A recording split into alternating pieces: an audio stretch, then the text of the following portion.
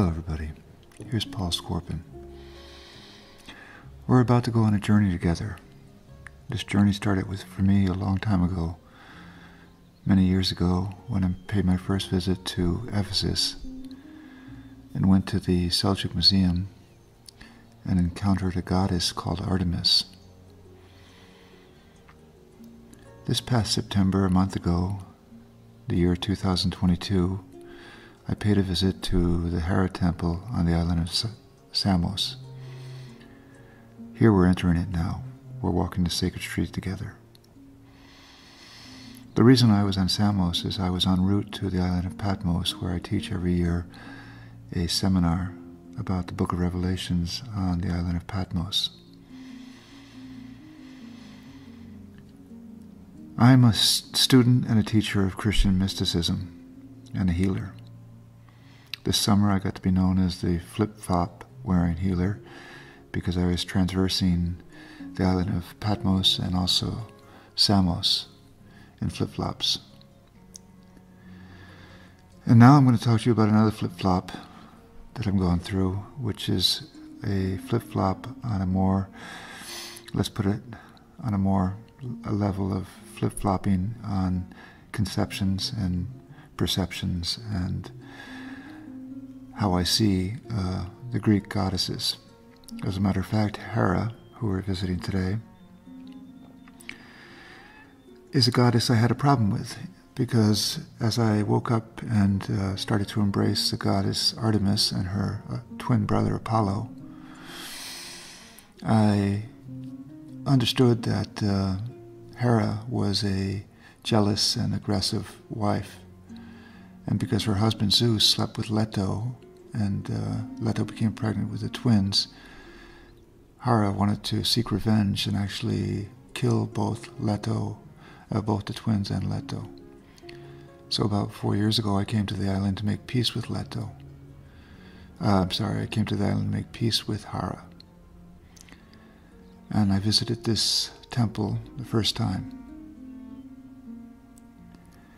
And this time I came again, also to see if I could continue to make peace with this goddess on my way to Patmos. And then I rebooked my flight that I could visit the temple again, because I realized that there's a lot of whitewashing or even hogwashing going on. And that's what I'm here to explain today. So you see, now we're entering the temple complex via the sacred street. We're not sure where the sacred street goes once it enters the temple, either to the right or to the left of the main temple. Here we're seeing copies of stones they found right in the place where they found them, Koras.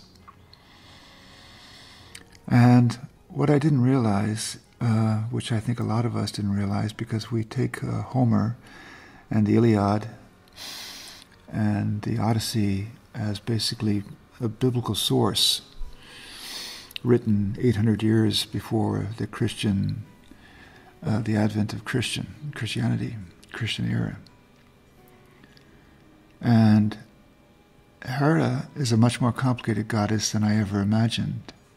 For example, this temple that we're looking at now and walking through now had 3 manifestations. The earliest manifestation is dated 800 years before the birth of Christ. And now you're looking at a temple for Hermes and Aphrodite. They say right there, where you're looking at, there were maybe 10 temples there. And what's unique about these 10 temples is none of them had an altar, which is remarkable, because a temple normally has an altar where you can make an animal sacrifice to the god or the goddess. And in this case, the Hera temple right there was so powerful and so predominant that there was no need to have an altar at any of the supporting temples, which by itself is remarkable. Now we're going deeper into the complex. Okay? So, how can we understand Hera, uncensored and unveiled? First of all, there are 2 classifications of goddesses, and I'm not saying Greek now, that have existed long before the advent of Homer and his two classics. Before this time, before the codification of the Olympian gods, the 12 that live on Mount Olympus, there were a classification of gods and goddesses belonging to the Greek islands and also to Anatolia, which are called Chthonic. Okay, let me talk to you a little bit about this. This is, to me, an absolute eye-opener. Chthonic gods and goddesses, and they're mostly goddesses, are a classification of goddesses which are of gods which are deeply involved in the earth and even the underworld. I'm going to quote you now something from Wikipedia. The word chthonic is derived from the ancient Greek word katon, meaning earth or soil. It translates directly from katonios, or in, under, or beneath the earth, which can be differentiated from gi, which speaks of living surface of land and earth. In Greek, chthonic is a derivative word from the things relating to the underworld, which can be used in the context of chthonic gods, chthonic rituals, chthonic cults, and more. This is compared to the more commonly referenced Olympia gods and their associated rituals and cults. Olympic gods are understood to be reference to that which exists above the earth, particularly in the sky. Gods that are related to agriculture are also considered to have chthonic associations, as planting, growing takes place in part under the earth.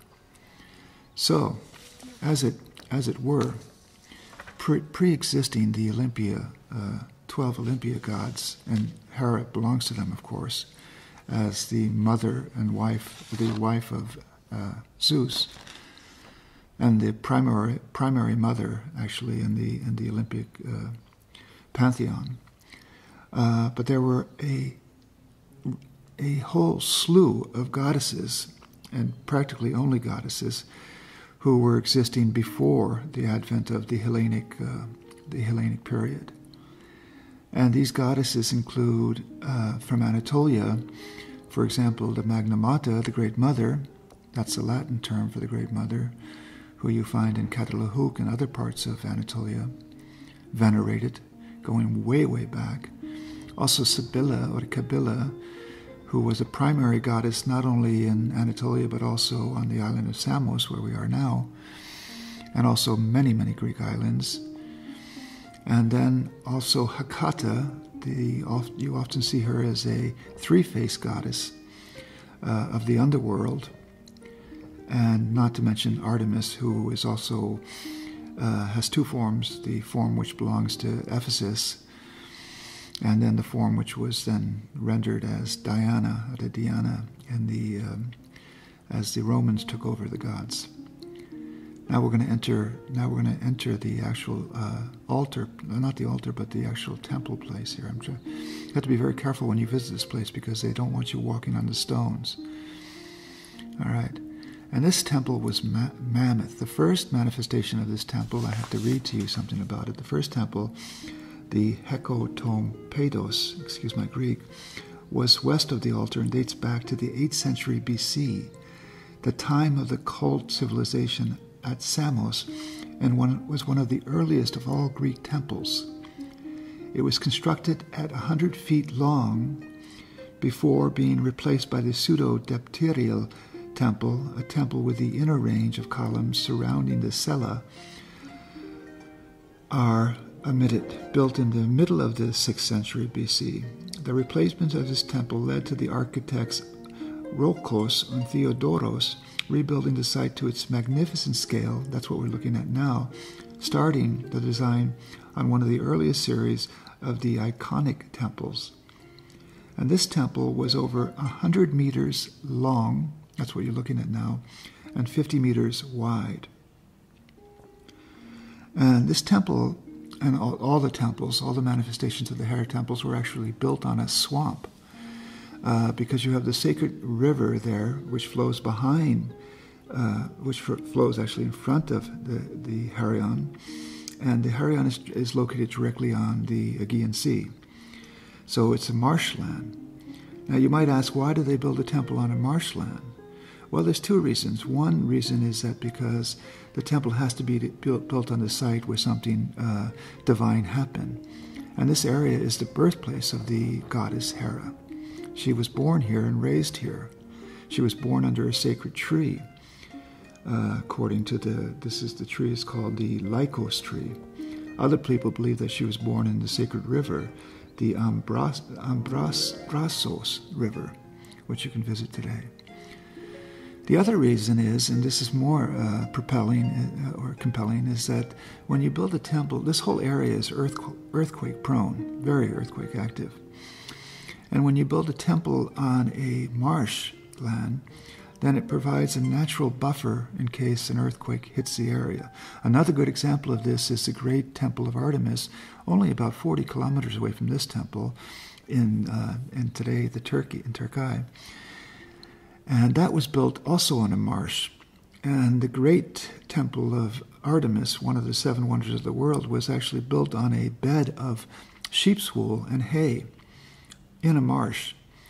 And the architects of it thought, okay, that's going to provide a natural buffer in case the earth starts to move. Okay, so now you can see how big the actual temple is now. It's empty. You see that, and you see only one column there on the right, but there were as many as how many columns were there? I have to read about this. I'm sorry that I have to read from notes, but I think there was 150 of these massive columns there. Yeah, and as you just heard, this was one of the first temples in Greece, and also one of the largest. It was only going to be replaced later by the Artemis Temple and the Great Apollo Temple in Didma. Okay, so let's go back to unveiling Hera. So Hera was for the people before the advent of the Hellenic pantheon. Hera existed as a primary goddess, fertility goddess, throughout the land, throughout the Greek islands and throughout Anatolia. And she was not necessarily known in her relationship with Zeus. That came later. So she was independent of Zeus. And like a lot of powerful deities, goddesses, she was worshipped because she took care of the crops. She took care of. Now we're approaching actually the great altar. You see that? See, now we're coming up to the place where they would actually sacrifice the animals to Hera. That's that mound there, and I'm going to walk up there now, as you see, and then somebody's going to yell at me, and then I'm going to retreat quite politely. You don't want to get yourself in any trouble here. And this was a place where you would actually sacrifice the animals as you're approaching the primary altar. So Hera, like a lot of these great goddesses of the time that we know well from Anatolia, had a whole different life before Homer and Homer wrote the Odyssey or dictated the Odyssey and the Iliad. She was a primary goddess, a powerful goddess, completely involved in the underworld and also the fertility and also the propagation of the human race. And this is a whole different image of somebody. There's an excellent paper out on the internet. I highly recommend reading it. It was a thesis from a university student. I have it here, called The Domestication of Hera, written by Catherine Lynch, May of 2012. And she argues that Hera was domesticated by the Greeks and brought into a form which was subservient to Zeus and even to Apollo to some extent, to the masculine. And that's not her real primal energy, the opposite. And this domestication of goddesses ran rapid at the age. As if you look at images of Hecate or Artemis or Sibylla, that has nothing to do with their original form. That was the way we needed them to be presented. As a matter of fact, the first temple of Hera, which we've now walked over, they didn't have a stone image of Hera representation, a sculpture. Rather, they had a plank of wood, a tree. And That's fascinating to me. That she would be worshipped as a plank of wood or a tree, because a tree is a symbol that has deep roots, of course, in the earth, and then grows up over the earth and reaches up to the sky, and that's a beautiful image for a goddess. And it's believed that the Greeks, that wasn't enough for the early Greeks, that they started to carve images into this wood, like a nose and ears and a face, and suddenly we started having an image of Hera in a very human form, which was a departure from her original form. And that applies equally to Hecate and to Artemis and Sibylla, because basically these goddesses from Anatolia and from the Greek islands, when they were then adopted into the Hellenic belief system and then afterwards adopted into the Roman belief system, they were fully domesticated. And when the Romans took them to Rome as protection, especially Sibylla, also Isis from Egypt, they did it because they knew how powerful the divine feminine was. And they didn't want to take any chances of not honoring them in their primary city. But they did that by totally re-rendering their images to something that suited their needs. And that's why you see these beautiful sculptures these days of Hecate, gorgeous, I love them. And if you ever get a chance to go to the Lagina, the temple for Hecate in Turkey, you'll see that it's a totally different energy there than the Hecate that we know. And it's the same thing here with Hera. Now what we're doing now is we're approaching the altar, okay? And this altar had 3 phases, okay? Actually, what you're looking at straight ahead is a basilicum, because they built a Christian church there.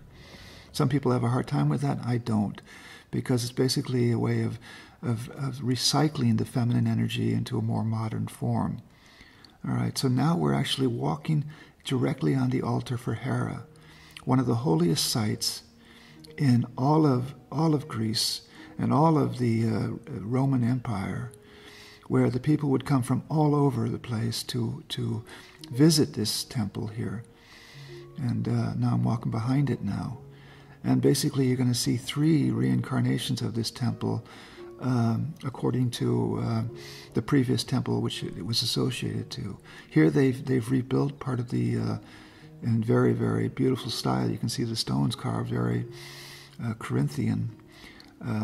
This is the large altar of Hera. So this would belong to the last temple, which was probably never finished, not unlike the Apollo temple in Didma. And you can see there, we're actually walking on sacred ground right now, because only the high priest or priestess would be allowed to come there with the offering that was brought there from the pilgrims that came there. Remarkable. The place is extremely powerful. I mean, if you're into energy, this is one of the most powerful places you can come to, and I was blind to it, because I only, like a lot of us, I believed this fake news or this dogmatism, and I trusted fully the text from Homer, from the Iliad and the Odyssey, that Hera was a revengeful, jealous. That's a game they used to play all over the place, that little thing.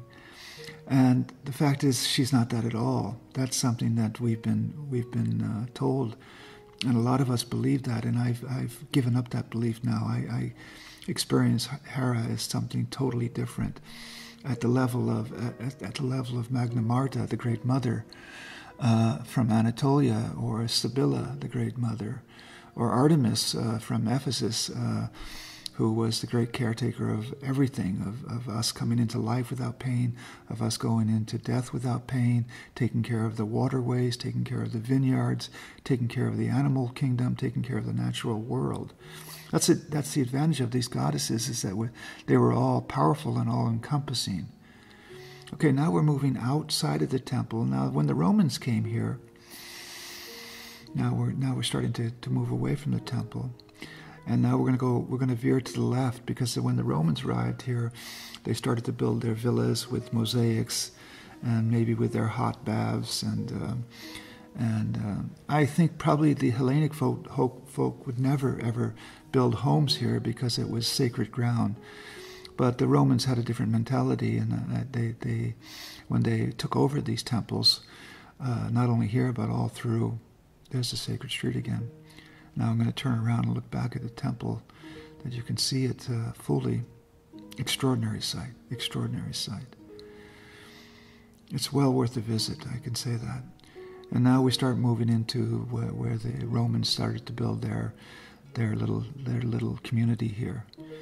Also nice. I mean, I have no problem with that, and that's the way it was. But now we're walking through a grove, and we're coming around a bend, and we're going to come to a beautiful mosaic which was built into the floor of a Roman house back then.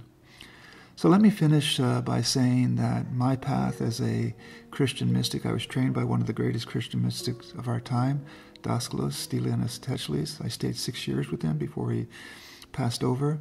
And I teach Christianity with a passion. I make films from the Lost Gospels, the Gospel of Thomas and the Gospel of Philip, Gospel of Maria Magdalena. But I wanted to discover my roots more. I wanted to go back into pre-Christian roots to see what was going on. And what I found was an absolute eye-opener, that the religions which coexisted with Christianity were all about a balance between the masculine and the feminine, going away from the feminine slowly. There you see the mosaic of two dolphins. Yeah, quite nice. The Romans had it good, and personally, because I'm a healer and I'm worried about what's happening through this paradigm shift, I think it's really a time for us to reconnect with our roots, also in Anatolia and the Greek islands. And what we'll find, and also in Egypt, by the way, these are the great cradles of civilization, is that these religions, even though we call them paganism or polytheistic, they had major advantages because they were not so preoccupied with shame or with guilt or with fear. In fact, they believed strongly that their gods dwelled with them in temples like this, and that they could visit their temples daily and commune with their gods. And also they had no major separation between heaven and earth. So they felt this earth was also a paradise. And if you look at that place right there, you can see it's a paradise. Okay, folks, I was rambling a little bit, but if you want to do any research on the Hera temple, there's a lot out there from UNESCO and also from university theses and some beautiful work to go into. I have quite a few printed out here, but I didn't get a chance to go through with you. So I beseech you all, if you are interested in the Greek gods, it's time for us to take inventory now, and to actually see what happened in the last 2,000 years, because the worship of Hera maybe goes back to the Minoans or the Mycenaeans, going back 2,000 years before the Christian era. All right, folks. Now you can see these women running around because they smelled smoke, and Samos is really dry in late summer. And anytime anybody smells smoke, they start calling the fire company. But everything was okay. There was a fire, and it was quickly controlled, and maybe with the blessings of the god. Okay, and now we're coming back to the beginning of this walk. And you can see they're on their cell phones. They're trying to tell people they smell smoke, but it was about 2 kilometers away from there. I drove by it afterwards. And now we're going to turn around and take a look again at the sacred street and where it leads to. It goes all the way to Pythagorea, which is 6 kilometers, but this is about the only remaining part of it. These sacred streets are extraordinary, and this temple's extraordinary. So if you have a chance to go there, please do that. Take care, my friends. Peace.